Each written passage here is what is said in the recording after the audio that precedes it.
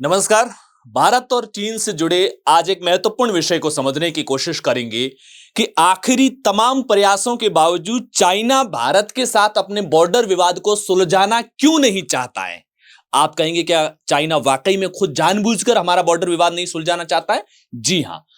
ये आप ताजा तस्वीरें देख रहे हैं। इस समय अजीत डोभाल चीन की 2 दिन की यात्रा पर है। वहां पर उनकी चीन के उपराष्ट्रपति से मुलाकात हुई, वहां के विदेश मंत्री से मुलाकात हुई। और अगर हम भारत और चीन के बीच में अजीत डोभाल की पिछले 2 साल की महत्वपूर्ण मुलाकातों की बात करें तो लगभग 6 बार उनकी महत्वपूर्ण मुलाकातें चाइना के अंदर हुई हैं। 12 सितंबर 2024 को रूस के सेंट पीटर्सबर्ग के अंदर अजीत डोभाल और वहां के चीन के विदेश मंत्री वांग यी की मुलाकात हुई। 18 दिसंबर 2024 को बीजिंग के अंदर जो चीन के साथ में 23वीं जो स्पेशल रिप्रेजेंटेटिव वार्ता थी वो होती है। उसके बाद में 23 जून 2025 को बीजिंग के अंदर ही चीन अजीत डोभाल और वांग यी की मुलाकात होती है। 18 दिसंबर 23 जून 2025। फिर 2025 के अंदर 19 अगस्त को नई दिल्ली के अंदर ये 23वीं स्पेशल रिप्रेजेंटेटिव बॉर्डर इश्यू की वार्ता हुई थी। ये 24वीं स्पेशल रिप्रेजेंटेटिव बॉर्डर इश्यू पर वार्ता होती है दिल्ली के अंदर में। 22 जून 2026 यानी कि अभी 2 महीने पहले नई दिल्ली के अंदर अजीत डोभाल और वांग यी की मुलाकात हुई थी। और अब 25 अगस्त 2026 को एक बार फिर से बीजिंग के अंदर जो 25वीं स्पेशल रिप्रेजेंटेटिव बॉर्डर इश्यू की वार्ता इस समय हो रही है।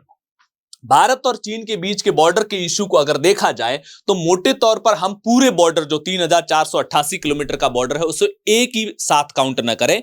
ये मोटे तौर पर 3 अलग अलग हिस्सों में हम ये आप यहां से लेकर के यहां तक, फिर नेपाल आ जाता है, फिर ये सिक्किम के साथ में, फिर भूटान का बॉर्डर आ जाता है, फिर अरुणाचल प्रदेश, यहां तक 3488 किलोमीटर की चाइना के साथ में भारत की सीमा लगती है। लेकिन ऐसा नहीं है कि 3488 किलोमीटर की पूरी हमारी जो सीमा है चीन के साथ में वो विवादित है। अगर हम इस सीमा को मोटे तौर पर 3 अलग अलग हिस्सों के अंदर बांटते हैं तो एक तो ये पश्चिमी सीमा जो लद्दाख के साथ में लगती है, उसके बाद में मध्य हिस्सा कह सकते हैं जो हिमाचल प्रदेश और उत्तराखंड के साथ में लगता है, उसके बाद में पूर्वी हिस्सा कह सकते हैं जो एक सिक्किम के साथ में लगता है और एक अरुणाचल प्रदेश के साथ में भारत की सीमा लगती है। अब अगर हम क्लोजली इसको देखते हैं, ये शुरुआत अगर लद्दाख से लेते हैं तो ये 1597 किलोमीटर का हिस्सा लद्दाख से होते हुए हिमाचल प्रदेश का बॉर्डर शुरू होने तक का जो 1597 किलोमीटर का इलाका है, ये काफी विवादित इलाका है। इसमें अक्साई चीन का हिस्सा भी आ जाता है, गलवान वैली इसमें आती है, डेप्सांग वैली इसमें आती है, पेंगोंग इसी के अंदर इलाका आता है और ये काफी विवादित रहता है। इसके अलावा आगे अगर हिमाचल प्रदेश की 200 किलोमीटर की और उत्तराखंड की 345 किलोमीटर का, टोटल 545 किलोमीटर का ये अगर मध्य हिस्सा कहा जाता है, इस हिस्से में मोटे तौर पर भारत और चीन के बीच में कोई विवाद नहीं है। मोटे तौर पर कह रहा हूं, जिस इलाके को विवादित कह रहा हूं इसका मतलब ये नहीं कि वो पूरा का पूरा विवादित है, और जिसे गैर विवादित कह रहा हूं इसका मतलब ये नहीं कि वो वहां पर किसी भी तरह का कोई विवाद नहीं है। छोटे मोटे इश्यू हो सकते हैं। उसके बाद में चूंकि नेपाल का सीमा बॉर्डर शुरू हो जाता है, बाद में अगर ये सिक्किम वाला हिस्सा आता है, अगर हम इसके पूर्वी हिस्से की तरफ आते हैं, 220 किलोमीटर का सिक्किम और 1126 किलोमीटर का ये जो अरुणाचल प्रदेश वाला हिस्सा है, टोटल 1346 किलोमीटर, ये काफी विवादित हिस्से रहते हैं। अब सवाल ये उठता है कि चाइना आखिरकार इंडिया के साथ में अपने बॉर्डर इश्यू को सुलझाना क्यों नहीं चाहता है। इसे हम मैप के जरिए समझने की कोशिश करेंगे। 2 महत्वपूर्ण वजह हैं जिसकी वजह से चाइना भारत के साथ में बॉर्डर इश्यू नहीं सुलझाना चाहता है। पहला यह है कि चाइना को आज की तारीख में दुनिया में व्यापार करना है, व्यापार के जरिए अमेरिका का मुकाबला करना है और दुनिया पर अपना दबदबा स्थापित करना है। और वो व्यापार करने के लिए, उसे व्यापार तो वैसे भारत के साथ भी करना है, दुनिया के तमाम मुल्कों के साथ करना है, लेकिन चाइना की सबसे बड़ी जरूरत अगर चाइना की कुछ है अपने व्यापार के लिहाज से, तो उसे चाइना को आना है हिंद महासागर के अंदर। जैसा कि मैंने कल भी आपको समझाया था कि रूस हो या चाइना हो, हिंद महासागर में पहुंचना सबकी जरूरत है और यहीं पर पहुंचने पर उसका व्यापार मजबूत हो सकता है। इसके लिए चाइना अलग अलग प्रयास भी कर रहा है, म्यांमार के जरिए, सीधे रूट के जरिए भी हिंद महासागर। अभी क्या है कि उसको पूरा इंडोनेशिया से होते हुए, स्ट्रेट ऑफ मलक्का से होते हुए इधर वाले इलाकों से कनेक्ट होना पड़ता है। चाइना तमाम अलग अलग तरह के प्रयास कर रहा है कि वो हिंद महासागर से सीधे तौर पर कनेक्ट हो पाए। लेकिन चाइना का यह मानना है कि यह बात सही है कि अमेरिका उसके लिए बहुत बड़ा चैलेंज है, अमेरिका उसके लिए बहुत ज्यादा मुश्किलें पैदा कर रहा है, लेकिन भारत भी उतनी आसान राह चाइना के लिए नहीं है। तो चाइना को ऐसा लगता है कि अगर भारत की उत्तरी सीमा का जो बॉर्डर का इश्यू जो चाइना के साथ है, जब तक विवाद रहेगा तब तक भारत का बहुत सारा पैसा इस बॉर्डर पर खर्च होगा, बहुत सारा इंफ्रास्ट्रक्चर, उसकी स्ट्रेटेजी, मिलिट्री का सोचने का जो थिंक प्रोसेस है, थॉट प्रोसेस है, थिंकिंग है, स्ट्रेटेजी है, टेक्निकल है, वो इस बॉर्डर पर बहुत ज्यादा खपेगी, बजट बहुत ज्यादा खपेगा।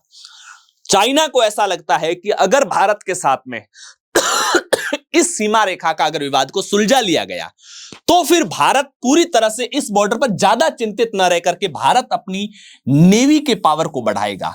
और अगर इंडिया अपने नेवी पावर को बढ़ाता है तो फिर वो हिंद महासागर के अंदर मजबूत होगा, उसी हिंद महासागर के अंदर मजबूत होगा जहां पर चाइना भी मजबूत होना चाहता है। इसलिए चाइना किसी भी हाल में नहीं चाहता है कि भारत इस बॉर्डर पर अपनी जो उसकी जो एनर्जी लग रही है, उसकी जो स्ट्रेटेजिक इन्वेस्टमेंट हो रहा है, वो इधर होता रहे, ताकि वो अपना उतना इन्वेस्टमेंट नेवी पर नहीं कर सके, समंदर में अपनी ताकत बढ़ाने पर नहीं कर सके। इस बहाने तब तक चाइना अपने समंदर में पकड़ को मजबूत करे। एक पहला रीजन।